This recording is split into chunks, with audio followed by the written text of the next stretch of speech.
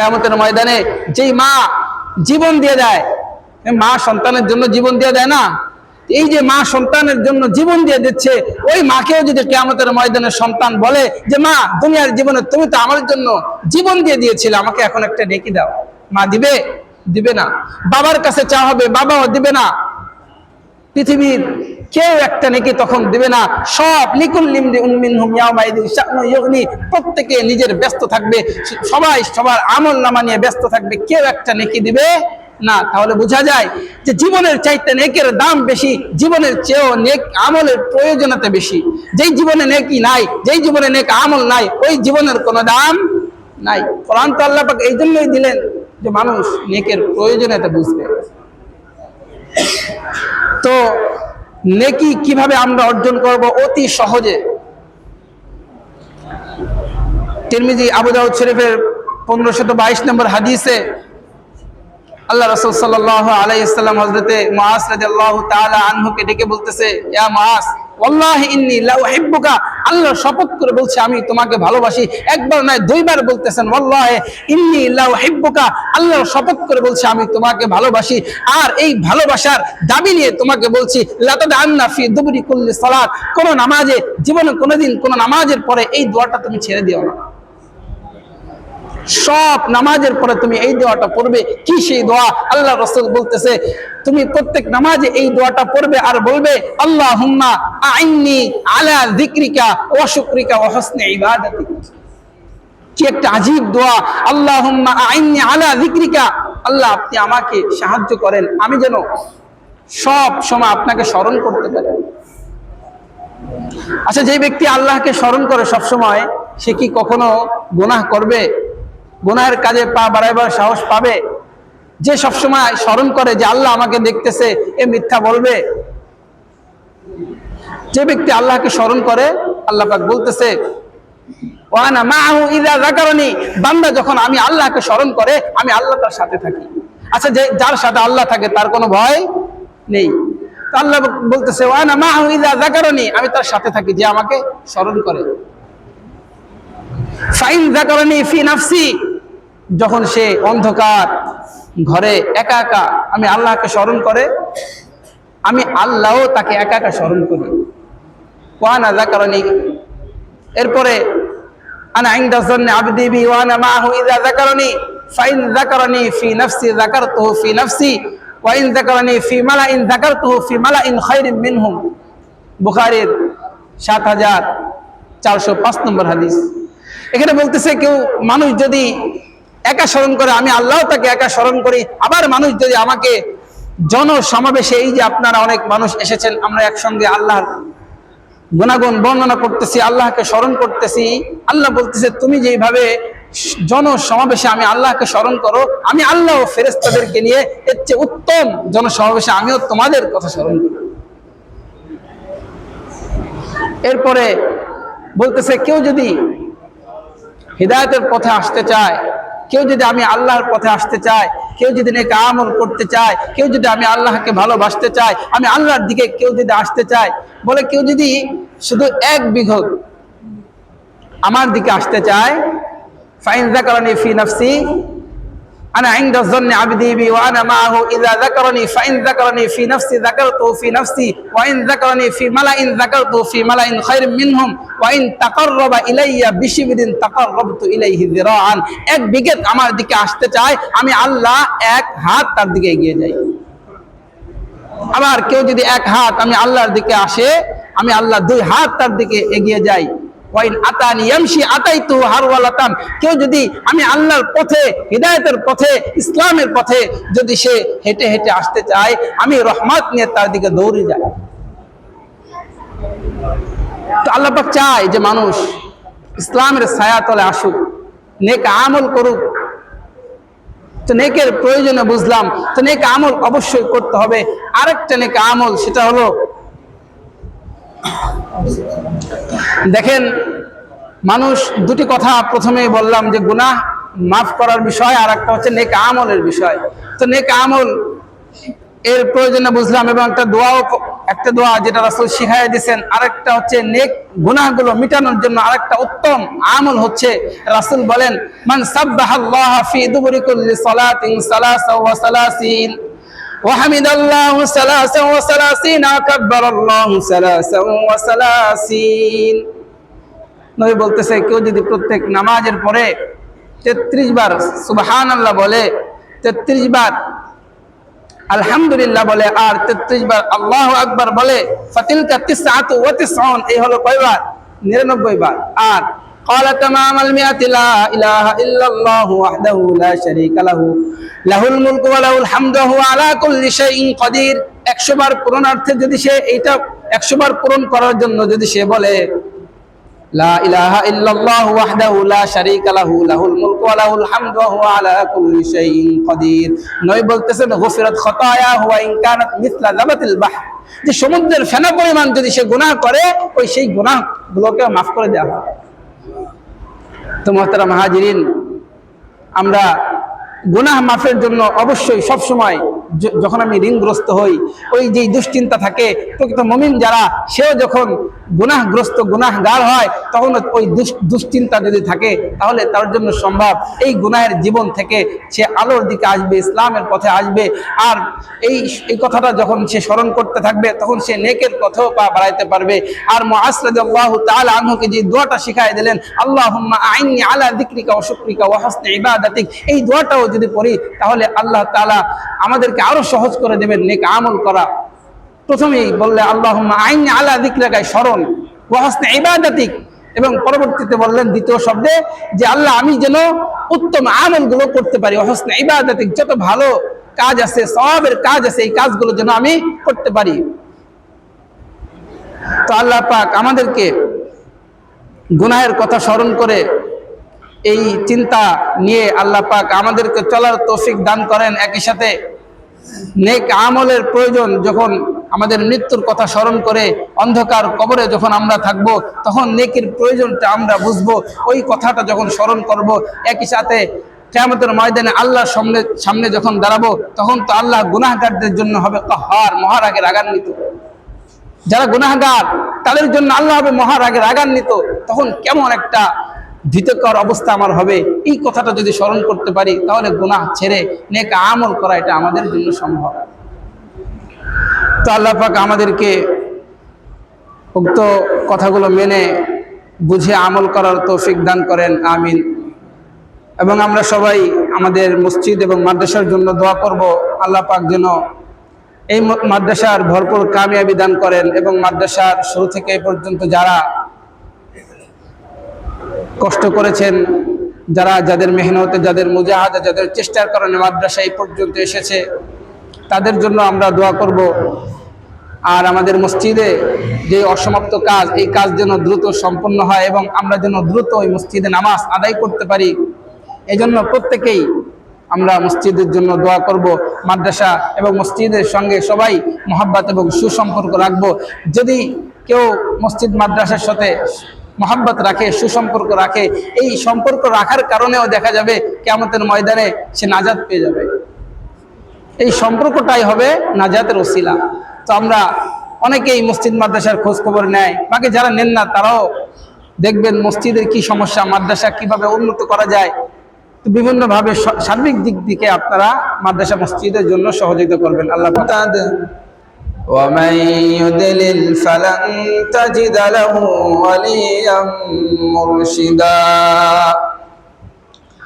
ونشهد أن لا إله إلا الله وحده لا شريك له ونشهد أن سيدنا وسندنا وحبيبنا وطبيب قلوبنا ومولانا محمدا عبده ورسوله صلى الله تعالى عليه وعلى آله وأصحابه ومن تبعهم ودعا بدعوتهم إلى يوم الدين. أما أما بعد فأعوذ بالله من الشيطان الرجيم بسم الله الرحمن الرحيم وقال ربكم ادعوني أستجب لكم إن الذين يستكبرون عن عبادتي سيدخلون جهنم داخرين وقال الله تعالى في القرآن المجيد لكل امرئ منهم يومئذ شأن يغنيه وجوه يومئذ مسفرة ضاحكة مستبشرة ووجوه يومئذ عليها غبرة أولئك هم الكفرة الفجرة وقال رسول الله صلى الله عليه وسلم وإذا دخل المسجد كان في صلاة ما كانت تحبسه وتصلي يعني عليه الملائكة ما دام في مجلسه الذي يصلي فيه اللهم اغفر له اللهم ارحمه ما لم يحدث فيه. ثم قال رسول الله صلى الله عليه وسلم أنا عند ظن عبدي بي وأنا معه إذا ذكرني فإن ذكرني في نفسي ذكرته في نفسي وإن ذكرني في ملأ ذكرته في ملأ خير منهم وإن تقرب إلي بشبر تقربت إليه ذراعا وإن تقرب إلي ذراعا تقربت إليه باعا وإن أتاني يمشي أتيته هرولة أو كما قال عليه الصلاة والسلام سبحانك لا علم لنا إلا ما علمتنا إنك أنت العليم الحكيم. اللهم صل على محمد وعلى آل محمد كما صليت على إبراهيم وعلى آل إبراهيم إنك حميد مجيد. اللهم بارك على محمد وعلى آل محمد كما باركت على إبراهيم وعلى آل إبراهيم إنك حميد مجيد. আলহামদুলিল্লাহ, আল্লাহ পাকের লাখো কোটি শুকর যে আল্লাহ পাক রব্বুল আলামিন আমাদেরকে দুনিয়ার জীবনের সমস্ত ব্যস্ততাকে পেছনে ফেলে দুনিয়ার এই জীবনের ব্যস্ততাকে নগণ্য মনে করে আসমানের কর্তৃপক্ষের দাসত্বকে আল্লাহ প্রদত্ত দায়িত্বকে প্রাধান্য দিয়ে আল্লাহ পাক আমাদেরকে মসজিদে নামাজের উদ্দেশ্যে এনেছেন। এই জন্য প্রত্যেকেই অন্তরের অন্তরস্থল থেকে একবার কালিমাত শুকর পাঠ করি, বলি আলহামদুলিল্লাহ। আরো শুকরিয়া আদায় করি যিনি আমাদেরকে নামাজের নির্ধারিত সময়ের আগে মসজিদে আসার তৌফিক দিয়েছেন কোরআন এবং হাদিসের কিছু কথা বলার এবং শোনার জন্য। এই জন্য আরেকবার কালিমাত শুকর পাঠ করি, বলি আলহামদুলিল্লাহ। মুহতারাম হাজিরিন, আমি সহিহ বুখারীর 447 নম্বর হাদিস পাঠ করেছি। এই হাদিসের মধ্যে রাসূল আমাদেরকে জানিয়ে দিচ্ছেন যে দুনিয়ার জীবনে তোমাদের সবচাইতে গুরুত্বপূর্ণ দুটি বিষয়, সেটা হচ্ছে যদি কখনো গুনাহ হয়ে যায় এই গুনাহকে আল্লাহর থেকে মাফ নেওয়া, গুনাহ মেটানো, আর একটা হচ্ছে নেক আমল করা, নেকের প্রয়োজনীয়তা। আবার এই হাদিসের শেষ অংশে তারাও আমাদেরকে জানিয়ে দিচ্ছেন যে তোমরা তোমাদের জীবনে গুরুত্বপূর্ণ বিষয় কি। এই হাদিসের শেষ অংশে ফেরেশতারাও আমাদেরকে বুঝিয়ে দিচ্ছেন যে এই জীবনে সবচেয়ে গুরুত্বপূর্ণ বিষয় হলো যদি গুনাহ হয়ে যায় এই গুনাহকে মেটানো, গুনাহ আল্লাহর থেকে মাফ নেওয়া, আর হচ্ছে নেক আমলের প্রয়োজনীয়তা। তো মুহতারাম হাজিরিন, সহিহ বুখারীর 447 নম্বর হাদিসের প্রথমেই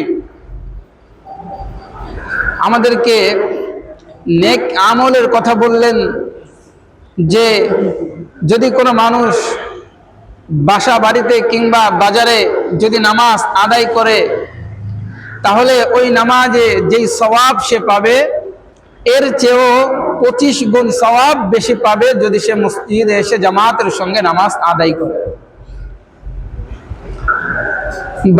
আপনার বাসা বাড়িতে অনেকে একা একা নামাজ আদায় করে, আবার যারা ব্যবসা বাণিজ্য চাকরি বাকরি করে তারাও দেখা যায় নিজ নিজ স্থানে অনেক সময় একা একা নামাজ আদায় করে।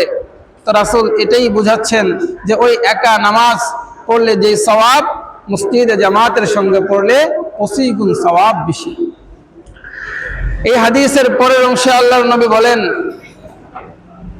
যে যেই ব্যক্তি উত্তম রূপে ওযু করবে, উত্তম রূপে ওযু করার অর্থ হলো এই যে আমরা ওযু করি এটা আমরা তেমন একটা গুরুত্ব দেই না, তেমন একটা দামি এটা মনে করি না, অথচ নবী বলেন তোমরা যখন ওযু করো, ওযু করার পানি দিয়ে যখন তোমরা হাত ধোও, এই হাত ধোয়ার সময় মা আখিরু কাতরিল মা, হাত ধোয়ার সময় পানির শেষ ফোঁটার সঙ্গে তোমার হাত দ্বারা যেই গুনাহগুলো করেছিলে ওই গুনাহগুলো পানির শেষ ফোঁটার সঙ্গে ঝরে পড়ে যায়। বলেন না সুবহানাল্লাহ। একই সাথে আমরা যখন ওযু করার সময় আমরা আমাদের মুখমণ্ডল ধৌত করি তখন মুখে যেই গুনাহগুলো রয়েছে, এমনকি চোখের পাতা, চোখের পাপড়ির মধ্যেও যেই গুনাহগুলো রয়েছে, নবী বলেন মা আখির কাতরিল মা, পানির শেষ ফোঁটার সঙ্গে তোমার চোখের পাপড়ির মধ্যে যেই গুনাহ আছে এই গুনাহগুলো ঝরে পড়ে যায়। তো নবী বলতেছেন যে তোমরা যখন উত্তম রূপে ওযু করবা, উত্তম রূপে ওযু করবার পর যখন মসজিদে যাওয়ার জন্য শুধুমাত্র নামাজের উদ্দেশ্যে, অন্য কোনো উদ্দেশ্যের জন্য নয়, যখন নামাজের উদ্দেশ্যে তোমরা মসজিদে যাইবা তখন প্রতি কদমে কদমে একটা করে গুনাহ মাফ করে দেওয়া হয়। বলেন না সুবহানাল্লাহ। তো যখন আমরা মসজিদে নামাজের জন্য আসবো, আমরা যখন হাঁটতে থাকবো, যত কদম ফেলবো প্রতিটা কদমে একটা গুনাহ মাফ করে দেওয়া হয়। আর শুধু গুনাহ মাফ করা হয় তাই নয়, বরং নবী বলেন গুনার সাথে সাথে প্রতি কদমে কদমে একটা নেকি তোমার আমল নামায় লিখে দেওয়া হয়। তো দেখেন এই হাদিসের মধ্যে দুটি বিষয় বুঝালেন যে গুনাহ মাফ করার এটা অনেক দামি এবং সবচেয়ে বেশি প্রয়োজন, এবং নেক আমল করা এটাও সবচেয়ে বেশি প্রয়োজন। এটা মানুষ বুঝে না, মানুষকে বুঝায় দিচ্ছেন। ফেরেশতারাও বলেন গুনাহ মিটানোর দাম কত, গুনাহ মিটানোর গুরুত্ব কত, এই হাদিসের শেষ অংশে ফেরেশতারাও বলতেছেন। আল্লাহর নবী বলেন ওয়াইদা দাখালাল মাসজিদ কানা ফি সালাতিন মা কানাত তাহবিসুহু ওয়া তুসাল্লিয়ানি আলাইহি আল মালাইকাতু মা আদামা ফি মাজলিসিহি আল্লাযী ইউসাল্লি ফীহি আল্লাহুম্মা ইগফির লাহু আল্লাহুম্মা আরহামহু মা লাম ইউহদিস ফীহি। নবী বলতেছেন যে ব্যক্তি মসজিদ আসলো নামাজের জন্য, ওয়াইদা দাখালাল মাসজিদ কানা ফি সালাতিন মা কানাত তাহবিসুহু, এই যে আপনারা আসছেন নামাজের অনেক সময় এখন বাকি আছে না, তো নামাজের 15 মিনিট আগে আসছেন, 20 মিনিট আগে আসছেন, নামাজের অপেক্ষায় বসে রয়েছেন, এই যে যত সময় বসে আছেন নবী বলেন ওয়াতুসাল্লি ইয়ানি আলাইহি, যতক্ষণ নামাজের জন্য বসে থাকবে ততক্ষণ পর্যন্ত তাকে নামাজের মধ্যেই গণ্য করা হবে। বলেন না সুবহানাল্লাহ। তো যত সময় আপনারা যদি 10 মিনিট বসে থাকেন, 15 মিনিট বসে থাকেন, এই পুরো সময়টা নবী বলেন তাকে নামাজের মধ্যেই গণ্য করা হবে। তাহলে নামাজের আগে মসজিদে আসার গুরুত্বটা বোঝা গেল। এরপরে নবী বলতেছেন, যারা অনেক সময় দেখবেন কিছু মানুষ নামাজ শেষ হয়ে যাওয়ার পরেও বসে থাকে। আমাদের মসজিদে এখন প্রতিদিনই ইশারা নামাজের পরে দেখবেন কিতাবে তালিম হয়, ওই তালিমে অনেক মানুষ বসে থাকে না? এছাড়া অন্যান্য নামাজের পরে অনেকে মসজিদে বসে জিকির আজকার, তাসবিহ, তাহলিল, দোয়া, দরুদ, বিভিন্ন আমল তারা করতে থাকে, কোরআন তেলাওয়াত করতে থাকে। এই যে যত আমল করুক না কেন, নামাজের পরে যত সময় সে মসজিদে বসে থাকবে, আল্লাহ নবী বলেন ততক্ষণ পর্যন্ত আল মালাইকাতু মা দামা ফি মাজলিসিহি ওয়া তুসাল্লি ইয়ানি আলাইহি আল মালাইকাতু মা দামা ফি মাজলিসিহি আল্লাযী ইউসাল্লি ফিহি আল্লাহুম্মা ইগফির লাহু আল্লাহুম্মা আরহামহু। নামাজের পরে যতক্ষণ পর্যন্ত সে বসে থাকবে, ফেরেশতারা তার জন্য ততক্ষণ দোয়া করতে থাকবে যে আল্লাহ আল্লাহুম্মা ইগফির লাহু, আপনি তার গুনাহকে মাফ করে দেন, আল্লাহুম্মা আরহামহু, আল্লাহ আপনি তারপর আপনার রহমত বর্ষণ করেন। কতক্ষণ? মালাম ইয়াহদিস ফিহি, যতক্ষণ পর্যন্ত ওযু ভেঙে যাওয়ার কোনো কাজ না করে। তাহলে ফেরেশতারাও আমাদেরকে জানিয়ে দিচ্ছেন, বুঝিয়ে দিচ্ছেন যে তোমরা তোমাদের জীবনে গুনাহ মাফ, আল্লাহুম্মা ইগফির লাহু, তারা দোয়া করে বুঝিয়ে দিচ্ছেন যে গুনাহ মাফ এটা অনেক অনেক বেশি দরকার। দেখেন, আমরা যখন ঋণগ্রস্ত হই, অনেক টাকার ঋণ যখন হয়ে যায়, তখন আমরা কি শান্তিতে থাকতে পারি? না, আমাদের মধ্যে একটা পেরেশানি, একটা হতাশা, একটা দুশ্চিন্তা কাজ করে এই ঋণের কারণে। তো এটা তো দুনিয়ার জীবনে ঋণ যদি থাকি, দুনিয়ার জীবনে যদি ঋণগ্রস্ত হই, তাহলে একটা দুশ্চিন্তার মধ্যে থাকি। আখিরাতের জীবনেও যদি আমরা গুনাহগ্রস্ত থাকি, আখিরাতের জীবনে যদি আমাদের আমল নামায় গুনাহ থাকে, তখন তো এর চেয়ে ভয়ঙ্কর দুশ্চিন্তা এবং পেরেশানির শিকার হতে হবে। এই জন্য ফেরেশতারা জানায় দিচ্ছেন আল্লাহুম্মা ইগফির লাহু। দেখেন, ঋণের কারণে আমরা ঠিকমতো রাস্তাঘাট বাজারেও যেতে পারি না। যে পাওনাদার যদি কখনো চেয়ে বসে, যদি তার সঙ্গে আমার দেখা হয়ে যায়, তো আল্লাহ পাক বুঝাইতে চান যে তোমার যদি হঠাৎ মৃত্যু হয়ে যায়, তোমার কাঁধে যে এই যে গুনাহের বোঝা, কিয়ামতের ময়দানে তুমি দুনিয়ার মানুষের কাছে ভয়ের জন্য, পাওনাদারের ভয়ের জন্য বাজারে যেতে পারো না, অথচ কিয়ামতের ময়দানে আমি আল্লাহর সামনে কেমনে দাঁড়াবাই গুনার বোঝা নিয়ে? তাহলে গুনাহ মাফ করানোর প্রয়োজন আছে না নাই? গুনাহ মিটানোর প্রয়োজন আছে না নাই? একই সাথে পরের অংশে বললেন আল্লাহুম্মা আরহামহু। এই যে যারা মসজিদে নামাজের পরে বসে থাকবে, ততক্ষণ ফেরেশতারা রহমতের দোয়া করতে থাকেন। নেক আমল করার জন্য আল্লাহর রহমতের প্রয়োজন আছে না নাই? সব কাজে আমাদের চাকরি বাকরি করি, আমি যেন আমার দায়িত্ব সঠিকভাবে পালন করতে পারি, এজন্য আল্লাহর রহমতের প্রয়োজন আছে না নাই? আমি ব্যবসা বাণিজ্য করি, ব্যবসার উন্নতির জন্য আল্লাহর রহমতের প্রয়োজন আছে না নাই? সব কাজে আমি কোন এক জায়গা যাব, যানবাহনে উঠলাম, এখন আমি আমার গন্তব্যে পৌঁছার জন্য আল্লাহর রহমতের প্রয়োজন আছে না নাই? আছে। যে কোনো সময় দুর্ঘটনার শিকার হতে পারি, তো সেখানেও আল্লাহর রহমত আছে। আমি ঘুমাতে যাব, এই ঘুমের মধ্যেও আল্লাহর রহমতের প্রয়োজন। দুনিয়ার সকল ক্ষেত্রে আল্লাহর রহমতের প্রয়োজন। তো নেক আমল করার জন্য এটাও আল্লাহর রহমতের প্রয়োজন। রহমত ছাড়া কি সম্ভব? তাহলে এতক্ষণে আমরা বুঝলাম যে গুনাহ মিটানোর প্রয়োজনীয়তা। এবার আসেন নেকির প্রয়োজনটা কত। হাদিসের প্রথম অংশেও নেকির কথা বললেন, মাঝেও নেকির কথা বললেন, শেষেও নেকির কথা। তো নেকির প্রয়োজন কত আমরা তো বুঝি না। আমরা তো শুধুমাত্র দুনিয়ার সম্পদের প্রয়োজন বুঝি, দুনিয়ায় কিভাবে বিলাসী জীবন যাপন করা যায় এই প্রয়োজনটা বুঝি, অথচ নেকির প্রয়োজন বুঝি না। দুনিয়ার মানুষ নেকির প্রয়োজন তো তখন বুঝবে যখন তার মৃত্যু সময় হয়ে যাবে। অন্ধকার ওই কবরে সঙ্গীহীন জীবন, সে ওই অন্ধকার কবরে কিভাবে নেকি ছাড়া থাকবে, তখন সে নেকির প্রয়োজনীয়তা বুঝবে। আল্লাহর সামনে যখন দাঁড়াবে, যখন সব মানুষ হাস্যোজ্জ্বল চেহারা, যাদের নেকি থাকবে, তারা উজুহু ইয়াওমাইযিন মুসফিরা দাহিকাতুন মুস্তাবশিরা, তাদের চেহারার মধ্যে একটা আনন্দ ফুটে থাকবে, তার একটা আনন্দের ছাপ প্রকাশ পাবে।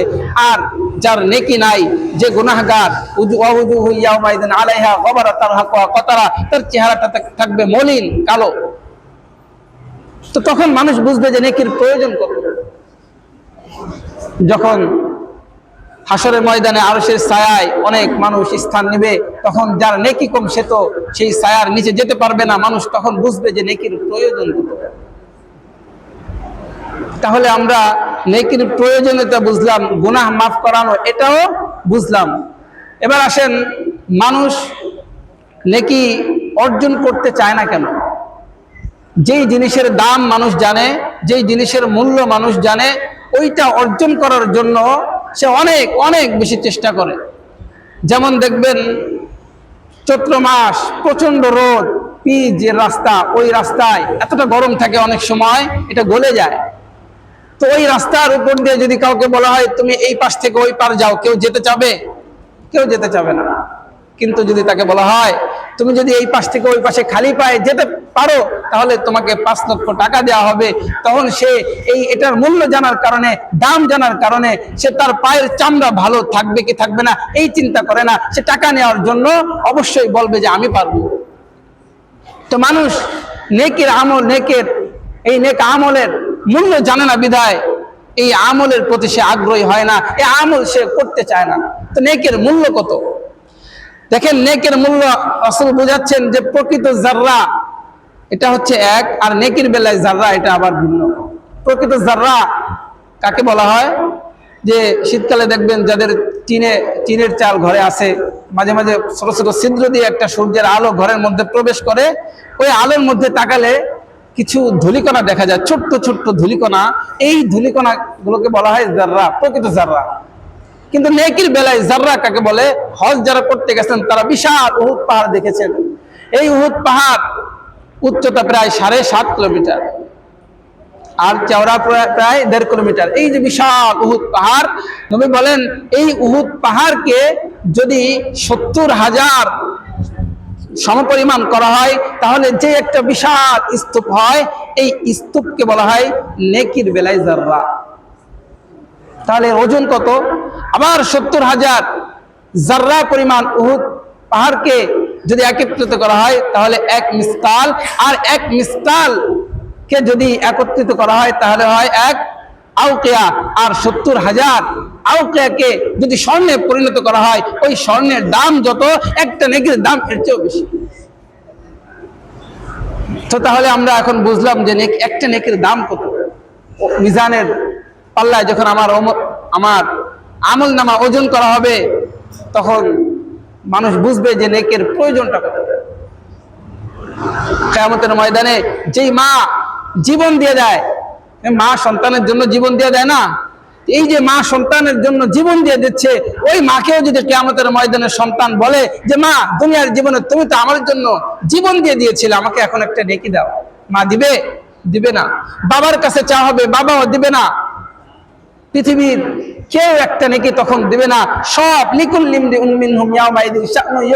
প্রত্যেকে নিজের ব্যস্ত থাকবে, সবাই সবার আমল নামা নিয়ে ব্যস্ত থাকবে, কেউ একটা নেকি দিবে না। তাহলে বোঝা যায় যে জীবনের চাইতে নেকের দাম বেশি, জীবনের চেয়েও নেক আমলের প্রয়োজনীয়তা বেশি। যেই জীবনে নেকি নাই, যেই জীবনে নেক আমল নাই, ওই জীবনের কোনো দাম নাই। কোরআন তো আল্লাহ পাক এই জন্যই দিলেন যে মানুষ নেকের প্রয়োজনীয়তা বুঝবে।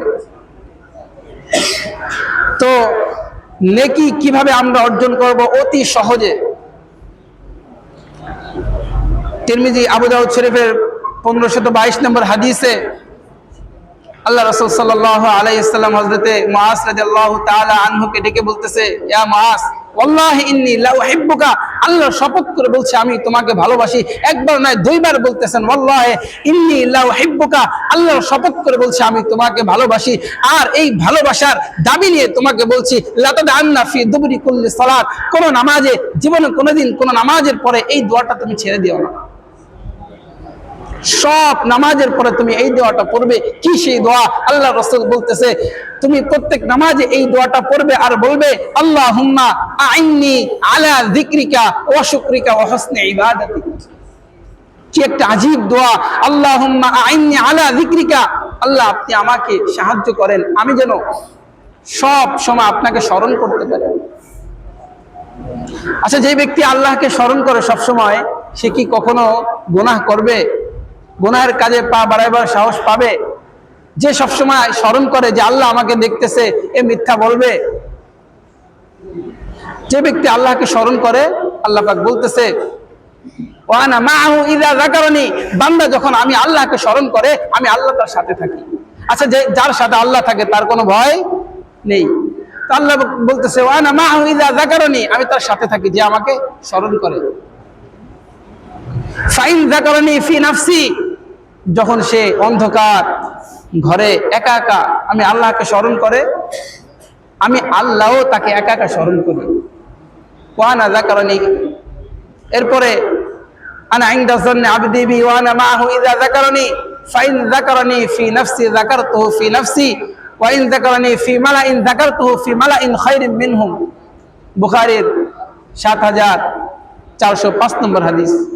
এখানে বলতেছে কেউ মানুষ যদি একা স্মরণ করে আমি আল্লাহ তাকে একা স্মরণ করি। আবার মানুষ যদি আমাকে জনসমাবেশে, এই যে আপনারা অনেক মানুষ এসেছেন, আমরা একসঙ্গে আল্লাহর গুণাগুণ বর্ণনা করতেছি, আল্লাহকে স্মরণ করতেছি, আল্লাহ বলতেছে তুমি যেভাবে জনসমাবেশে আমি আল্লাহকে স্মরণ করো, আমি আল্লাহ ও ফেরেশতাদেরকে নিয়ে এর চেয়ে উত্তম জনসমাবেশে আমিও তোমাদের কথা স্মরণ করি।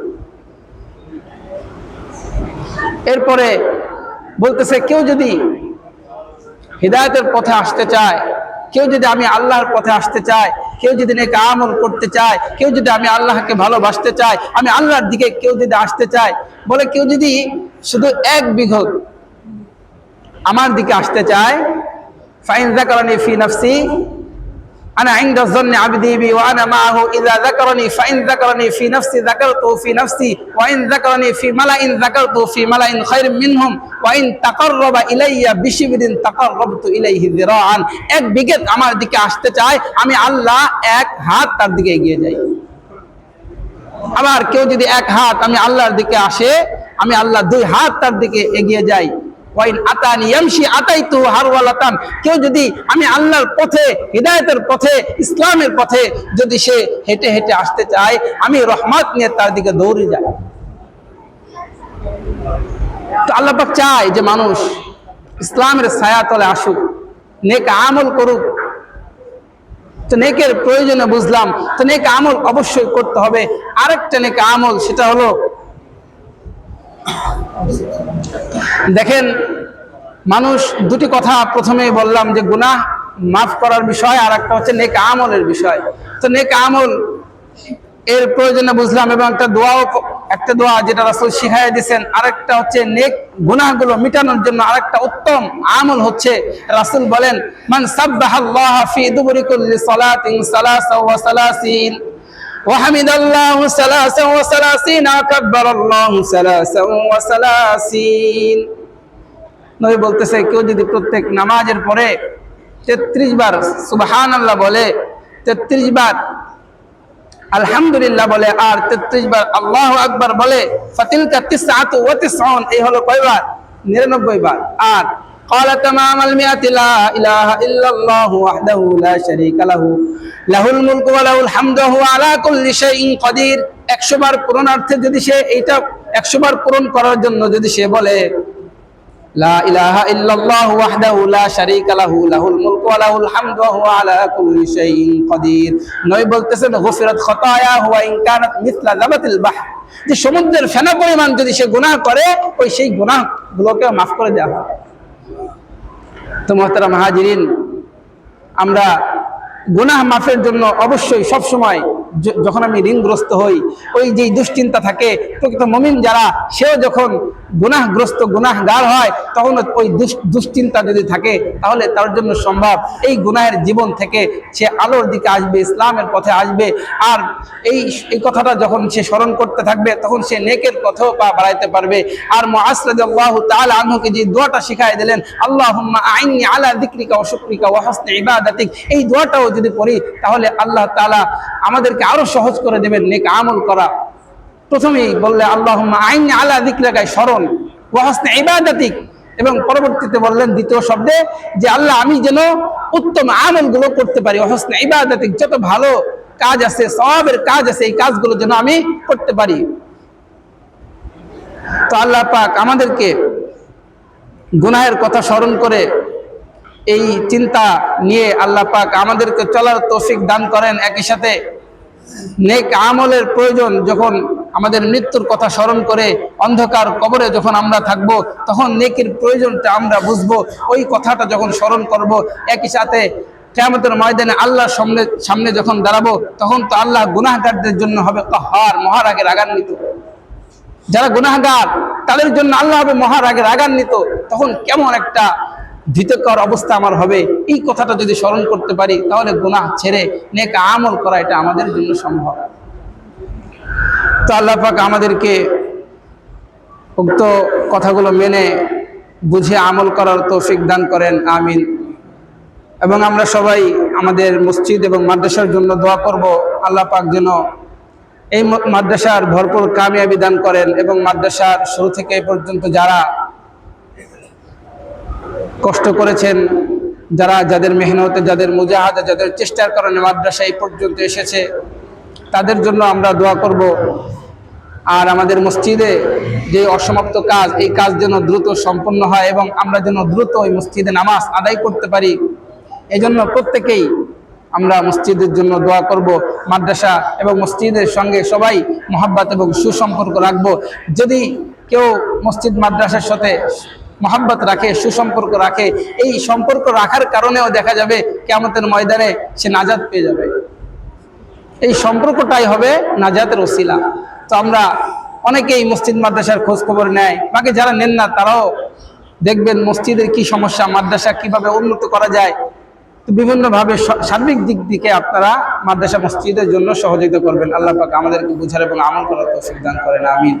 যারা সুন্নাত করেনি, 4 রাকাত সুন্নাত করে নিন।